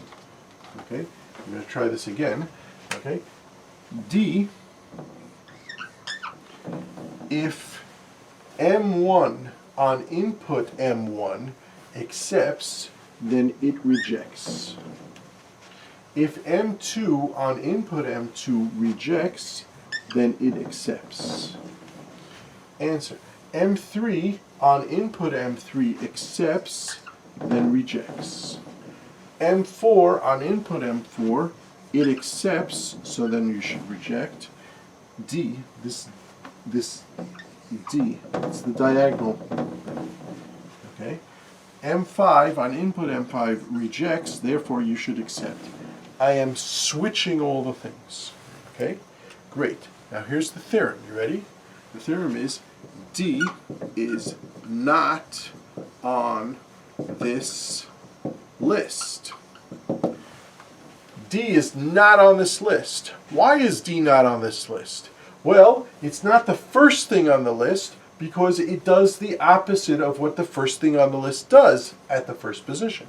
It's not the second thing on the list because it does the opposite. It's not the third thing on the list. It's not the fourth thing on the list. It's not the fifth thing on the list. It's not the sixth thing on the list. It's not on this list.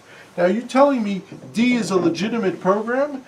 No, it's not a legitimate program because it's not on this list. Okay, now argue with me.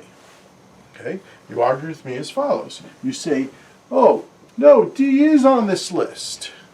D is the M732. It's a legitimate computer program. It's a Turing machine. It's the 732th program. Let's make sure that you can see that. You can see that. Okay? Well, I'd like to show you that it's not on this list. Why? Because you know what? I'm going to look at the encoding of the 732th Turing machine. Okay? And I'm going to write this another way. I'm going to write this as the encoding of D. And now, guess what? I'm going to look at the D machine looking at the encoding of the D machine. Okay? By the way, we saw this 3 minutes ago. That's the D machine looking at the encoding of the D machine. Okay? Now, question, what was in here? What did the D machine do on the encoding of the D machine? Tell me he accepted. If you say he accepted, guess what? This rejects. Okay, hold on. Could have gone the other way. You could have said he rejected, and guess what he would have done? Accepted. Okay? So that's a contradiction. We looked at what the D machine does on the input of the D machine, and we saw that the D machine was created to be different. Okay. Conclusion, this is the D machine. The D machine is not on this list. This is a list of supposedly all Turing machines, and it's not on this list. Okay, so I'd like to give you a little bit of an intuition, and this is in my booklet, in the handout that I gave in the beginning of class. This is in chapter 6. The intuition is as follows. Okay, let's just go back to language. The sentence "I am false" is a sentence talking about itself. And it's true if and only if it's false. The sentence, the Gödel sentence, "I am unprovable," is true and unprovable. Okay? But it's a sentence about itself. Let me just tell you what Turing machines, what this Turing proof did. Turing created a program called D. And what D does is, it says as follows. D does the following. If you ask me about myself, okay, if you ask me whether I will halt or not, I will give you the wrong answer. Okay? Now that machine cannot exist. Okay? Now think about that for a second. Computers do not ever give the wrong answers. Computers give exactly the answers that they are programmed to do. It's human beings who mess up, and they don't program the right things. Computers always give the exact answer that they were programmed to give. They never, ever, in the history of computers, ever did a computer give the wrong answer. It gives the correct answer. Okay? But sometimes human beings mess up programming. It gives the answer that it's what. The problem is computers do what you tell them to do, not what you want them to do. Okay, so the D machine is a program that when you ask it about itself, the D machine is a program that when you ask it about itself, whether it will halt or not, it gives the wrong answer. Now, how could you have a machine that gives the wrong answer? Conclusion, the D machine doesn't really exist. Okay? And that takes the proof. Conclusion, D doesn't exist and H doesn't exist. Okay? H doesn't really exist.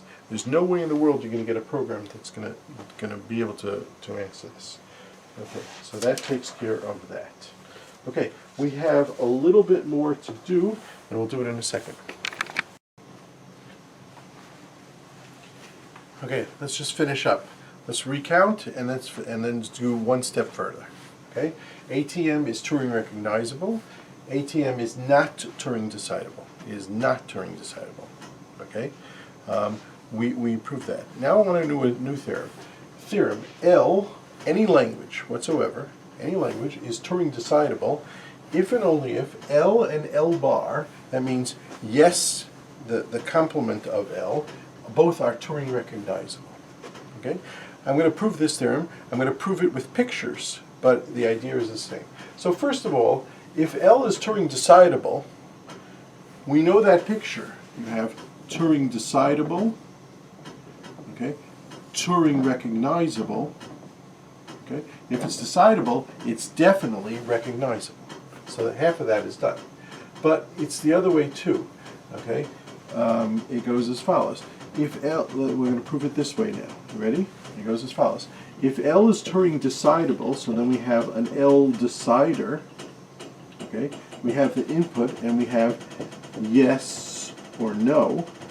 Okay, great.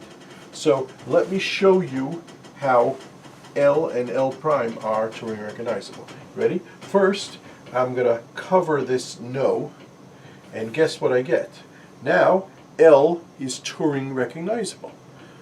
In other words, think of the no answer as just going into an infinite loop. Don't give no answers. Okay? So that's a Turing recognizable.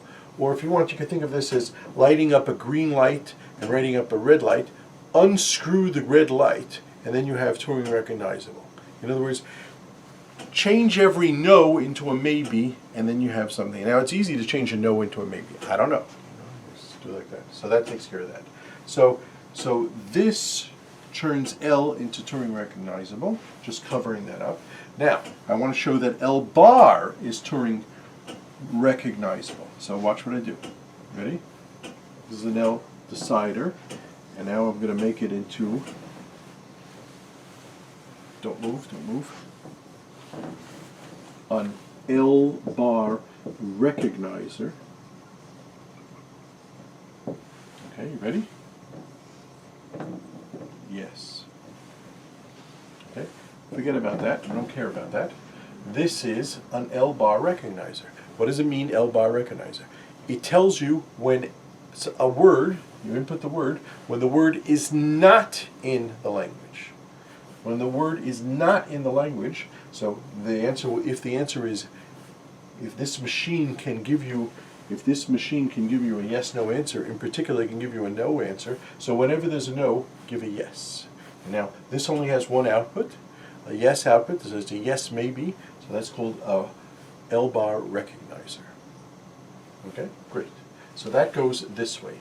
In other words, if you have something very good like this during the Decidable, if you can give a yes/no answer, you can give a yes maybe answer for both L and L bar. Great. Now I want to go the other way.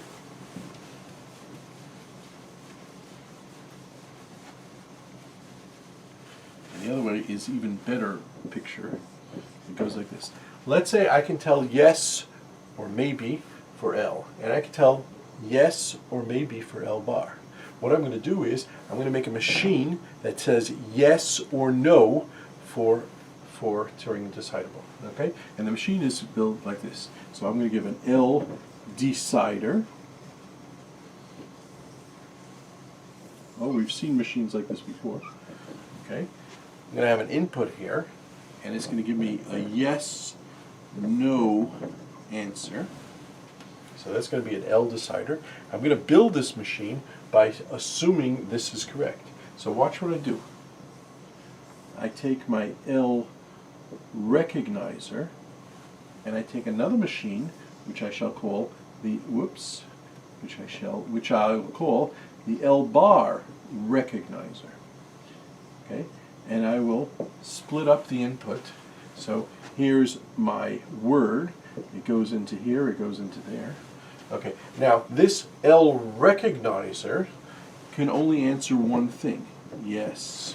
It doesn't always answer, it could answer maybe, but without thinking about it. Well, I want that to go here. Okay, and this L bar recognizer also answers just yes or maybe. Well, what does it mean that you are in yes, you are in L bar? That means no. L bar is the complement of L. That means no, you're not in L. Okay? That means no, you're not in L. So I'm going to connect that like that. Okay? Conclusion. If I have a machine, if I have these two machines, I can build this machine. Okay? And just run it in parallel. Run it in parallel. We've seen that many times before. We're running things in parallel. Okay? And the point is, the word is either in it or not in it. If it's in it, this is going to rise up, and if it's not in it, this is going to rise up. And so we have a decider. Very good. Great. Now that's a little theorem that we need for the following nice, beautiful theorem. Okay. I'm going to erase, I'm going to leave the statement of the theorem on. I don't need the proof because you understand the proof. Okay. And now we're going to do the following.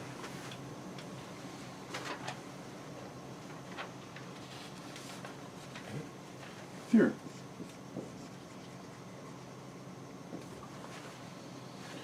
ATM bar. Now what's ATM bar?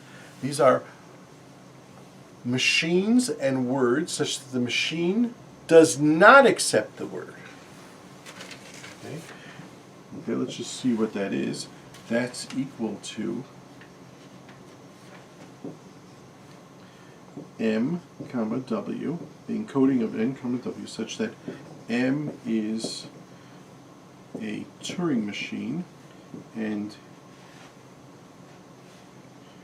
W is a word, and W goes into an infinite loop.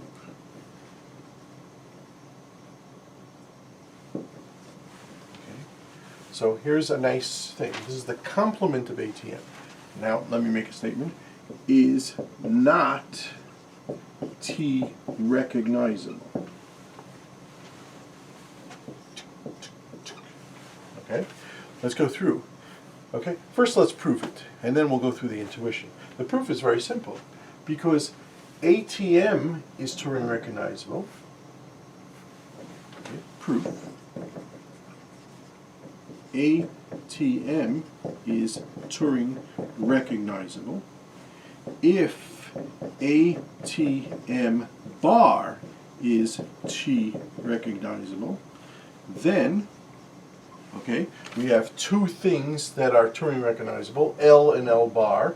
If A and A bar, if both of them are Turing recognizable, then what would we have? Then ATM would be Turing decidable. But hey, we proved, that was the whole diagonal proof, we proved that it's not Turing decidable. So again, we have that ATM is Turing recognizable. If ATM was, if a bar TM was Turing, if ATM bar is Turing recognizable, then both of them would be Turing recognizable, and by this theorem we'd have it being Turing decidable. But we know it's not Turing decidable. We know it's not Turing decidable. Conclusion, this is false. Conclusion, this must be false. This is not, so this is false. If this was true, then this would be true. This is not true, therefore this is not true. Okay? Okay, conclusion, ATM is not Turing recognizable. I'm going to draw a picture of this in a second, and it's going to make it a little bit more understandable, but I just want to point out, question, how would you do this? How would you even write a program to do this? I want to know if a program goes into an infinite loop. Not I want to know if a program halts. Now you might say, hey, look, it's the opposite. You know, if it either goes into an infinite loop or if it halts. No, they're not opposites. Okay, they're not opposites. You can't, just because you learn one doesn't mean you know the other. So let's ask the following question. How do I write a program? I can write a program that can give me a yes, maybe answer if a program would go into an infinite loop. I'm sorry, if a program will halt. Simulate it. If it halts, stop and say it halted. Okay, that will give me a yes, maybe answer, because the simulation might go on for a very long time. If the simulation goes on for a very long time, I won't be able to give a good answer. Okay, so that will give me a yes, maybe answer. Okay, but now let's ask the other question. How do I write a program that will tell me that it's going to go into an infinite loop? You might say, simulate it. Okay, let's say it works for 10 hours and it's still simulating. Do you know it's in an infinite loop? No, you don't, because the program could take 11 hours. So run it for 11 hours. Do you know it's in an infinite loop? No, because it could take 12 hours. Keep on running it. Let's say you run it for 10,000 years. Do you know it's in an infinite loop? No, you don't. Okay? So conclusion, you can never tell that something's in an infinite loop. You can tell if something halts. That you can tell. It halts. It stops. You looked at it. It halted. Okay? But you can't tell the opposite. You can't tell that something's in an infinite loop. You could say it went on for 12 hours. I assume it was, oh, it's in an infinite loop, but you don't know it's in an infinite loop. So telling if something is in an infinite loop is harder than telling if something is halting. That's an interesting point. It's an interesting philosophical point. Okay, great. Let's just summarize with a giant picture that we have here. Okay, the picture we've seen, every single time. I told you we'll see it every single day. We're going to see it every single day. It goes as follows. Finite alphabet, countably infinite set of words, uncountably infinite set of languages. Okay, let's just do 2 of them because we're not interested in those baby computers from chapter 1 and 2. We have Turing decidable languages. We have Turing recognizable languages. Okay, great. And what we showed was ATM was Turing recognizable but not Turing decidable. So it's in here. And then what we showed was ATM bar is not even Turing recognizable. Okay, so it's out here. So it's a very interesting thing. I started off section 4.2 proving that there's an infinite number, vastly more infinite over here than in here, uncountably infinite, countably infinite, okay? But I only mentioned 1 of them. And chapter 5, and if you look at my chapter in my book, I list off other things that are out here, okay? But we're skipping it, not because it's not interesting, but because we have to do a lot more work, okay? And we have to go on to chapter 7 and talk about what's efficiently computable. So all this is what's totally not computable, and there's a lot of problems in there. You can look in my chapter from my book. You can look in chapter 5 of Mr. Sipser's book, Dr. Sipser's book, but that's very nice. So this is, now I just want to tell you, we're going to start chapter 7 next time. We're going to focus in on this little subsection of T-Decidable. We're only talking about what can a computer efficiently answer, yes or no, to. Okay? Thank you very much. It's a very interesting chapter.